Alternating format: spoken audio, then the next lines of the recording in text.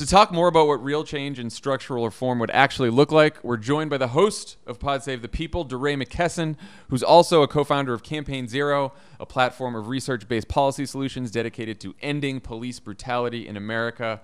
DeRay, how you doing?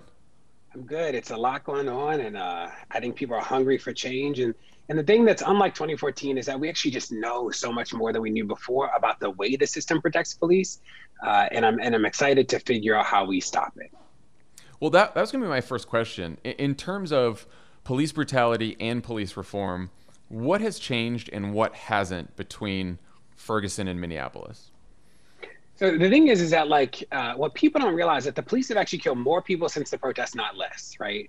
So because it was just in the news less, people are like, oh, it got better. It actually never got better. The police killed at a pretty consistent rate.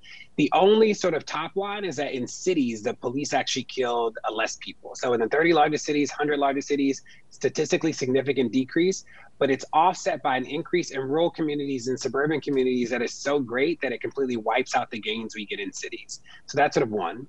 In March and April of 2020, the police actually killed at the same rate and number as in March and April of 2019. So COVID, quarantine, lockdown, no impact on the numbers. In 2019 was actually the first year ever where Black people were more afraid of being killed by an officer than being killed by community violence. So this is not a niche issue. It's a huge deal. A third of all the people killed by a stranger is actually killed by a police officer. When we think about the solutions, it's two big buckets. The first bucket is reduce the power of the police, right? We can manage how much power they have, how they use force. That's one bucket. And the second bucket is shrink the role of the police.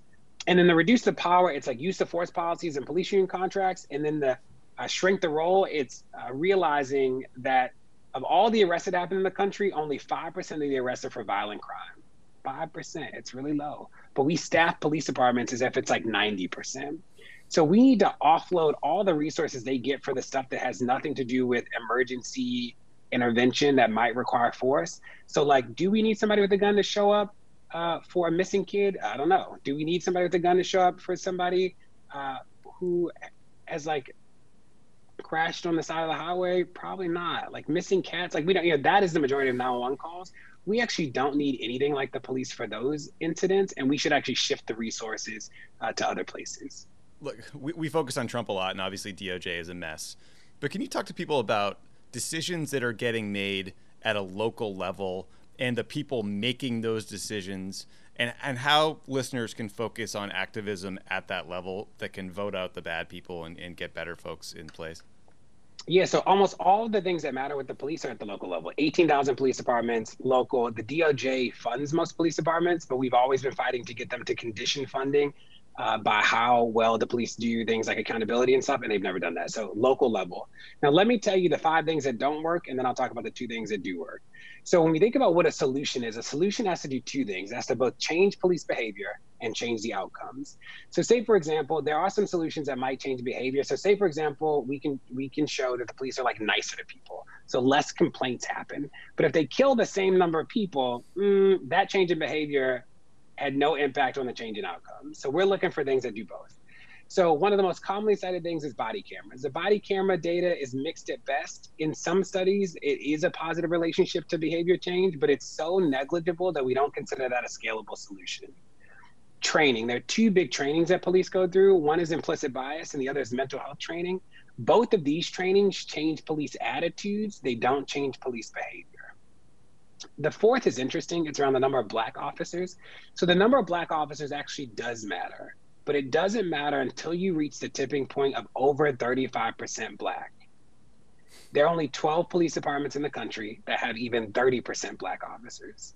So while this might be an interesting solution, it's not scalable. And the 5th is community policing. People talk a lot about community policing. Now, we think community policing is sort of racist at the core, that it's only Black people and poor people that you're like, I need you to go play football with my son to treat him like a whole person.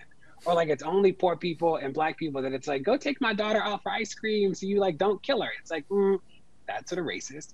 But the data also shows that community policing only changes attitude. It doesn't change outcomes. The single biggest impact is our actual use of force policies.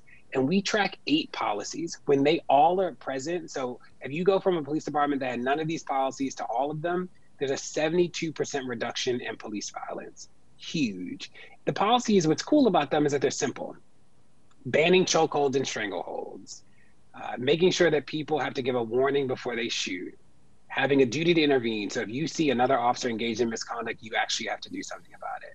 Requiring de-escalation, right? Like these are like no-brainers. Is there a continuum for how you use force in the police department? Like these are just simple solutions. The thing though is that it's been really hard to get them enacted. So chokeholds is a good example. Only 28 of the 100 largest police departments ban chokeholds. That's crazy. That's like a wild thing, right? So we are gonna, in the next couple of days, we're gonna be pushing and arming citizens with the knowledge so they can lobby their mayors and their city council people to immediately enact all 8 of these because they are the single biggest lever. Where should people look out for that, DeRay? So they should just go to useofforceproject.org today to just learn about the use of force rules in their cities and towns. We have an analysis up that's right now the 100 largest cities. But when we roll out this new project that's coming, hopefully in the next couple of days, it'll be a little bit expanded. So it'll be more than just those policies. It took us a long time to find the policies because most policies aren't public. So we spent the last 5 years collecting them and gathering them, and they are at useofforceproject.org. Can I ask you about, in listening to what you're saying here, right, you point to sort of these efforts to change police culture, mental health training, implicit bias training, community policing. You say those don't work. You have to just focus on the policies, the use of force policy, the duty to intervene. Basically, one set of ideas is around making sure police see the people that they are serving as fellow human beings, as a community of which they are a part. The other is about making sure that even if they don't, that even if they are going to, even if there is an impulse to use force too aggressively, that there are these other controls to protect people from the police. Is that your look at this now, that basically these efforts to change police culture have largely failed, and so the effort has to be entirely focused on kind of enforcement and making sure that there is accountability? Or do you still see some value in the larger effort to change the cultures of these police departments and of the mentality of police officers themselves? Yeah, I think that's a good push. I don't know how you change the culture of anything. So the police, the workplace, a school, if the people in that place know that the worst consequence for whatever they do will be nothing, right? That so you can go to as many trainings as you want to, but if you know that you could do anything and nothing will happen to you. So 1% of officers get convicted, almost, in some places up to 70% of officers who get fired get rehired. So they know that no matter what, you can send them to 1 million trainings. Could you imagine if the worst thing you did, you got sent to another training? It's yeah, that's not a deterrent, right? So even you think Minneapolis is actually a microcosm for all of these things. In Minneapolis, half the police that get fired get rehired. In Minneapolis, Black people are 13 times more likely to be killed by a police officer than white people. And in Minneapolis, the police union contract has a clause that says that no community oversight structure can ever have the power to discipline a police officer. That's wild, right? Imagine being in that culture. Yeah, Drake, can you talk about the police unions for 1 second? Just because I saw Sam tweeting that in some areas, maybe in Minnesota, when an officer is accused of misconduct, like what happened after George Floyd's murder, they actually couldn't fire them until some sort of mandated waiting period. So it just sounds like police unions are negotiating contracts that prevent accountability in almost any event. Can you talk a little bit about that and how that could be reformed? Yeah, so we think about police unions not as labor unions, but like the NRA. That's the best way to think about a police union. They're like a lobbyist organization with special interests that are not the interests of the public. Sometimes people who come from labor backgrounds, like I used to be a union leader in education, they're like, oh, you can't sort of attack this union. You're like, they do not care about wages and health insurance. They are focused on protecting the police. So in cities across the country, the unions have these clauses, like Sam was saying in Minneapolis. In Minneapolis, after the police kill somebody, they have to be mandatorily put on paid leave for 3 days. But in the contract, it doesn't allow you to terminate them in those 3 days, which is sort of wild. But all across the country, these rules exist. So California has a law that says that any investigation of an officer that lasts more than a year can never result in discipline, regardless of the outcome. And what's wild about that is the police manage how long the investigation is. So you're like, well, that is That doesn't seem like a fair system. What is also interesting, and this is what we didn't know in 2014, is that there are now 3 independent studies that like have no relationship to each other that have shown that the only effective police union, so when we look at what changed before officers could unionize and after, is that they kill more people. That is literally the effect.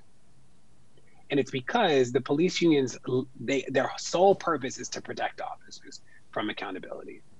DeRay, you were telling me the other day there's a bill in the House of Representatives right now that would deal with some of these union contracts? In a bad way, yeah. So there's a bill, HR 1154. It's sneaky because it's called public safety, so it technically includes firefighters, EMS. Like, it looks like it's a bill geared towards opening up labor for people. But what it would do in a disproportionate way is allow any police department in the country that currently cannot unionize, it would allow them to unionize. It would be the single worst thing to happen in policing in the past 6 years. It is a policy choice that a lot of people on the left are actually supporting, which is wild, but it is bad. So we are trying to get to as many Congress people as possible. It's HR 1154. It is a bad bill.